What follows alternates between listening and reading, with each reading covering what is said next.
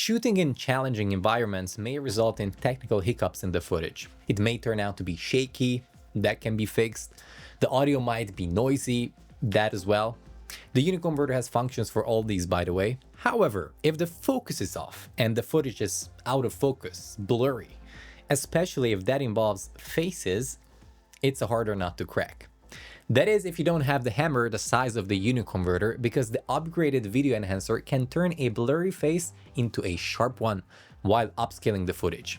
Curious enough yet? Let me show you how to use it then. Before we begin, however, be sure to have the UniConverter. You may get it from videoconverter.wondershare.com. And if you have it already, don't forget to upgrade it to the latest version. And I feel like this is a great spot to mention that the UniConverter is celebrating its 19th anniversary this year. So as a celebration gift, you can get up to 40% off if purchasing by September 30th.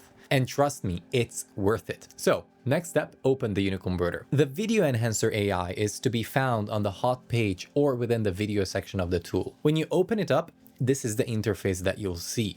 Now, the next step is to import your footage. The tool allows you to import 20 clips at a time. Next, it's time to choose our feature to use. It's the Face Enhancement one that we'll use today. Click on it. So what this feature does is analyzing and tracking the faces in the video and making them sharp again. Evidently, the sharper the footage is, the better the results will be. If the characteristics of a face are undetectable, the tool will have to sort of reinvent it, which might not be realistic. So as you can see, this feature has the option to upscale the footage as well. It can either be 2 times or 4 times. You may choose this value based on the original resolution of the clip. Finally, choose an output folder and click on Export All.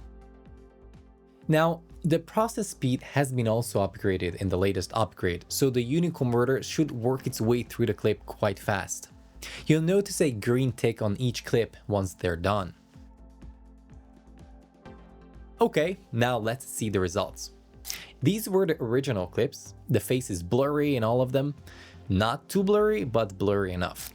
And here are the results. The results are very convincing to me, especially because it hasn't changed the way I look. So what do you think? If you found this tool a great go-to tool after a messed up shoot in challenging environments, hit the like button and subscribe to the channel. Thanks for watching. I'll catch you in the next video.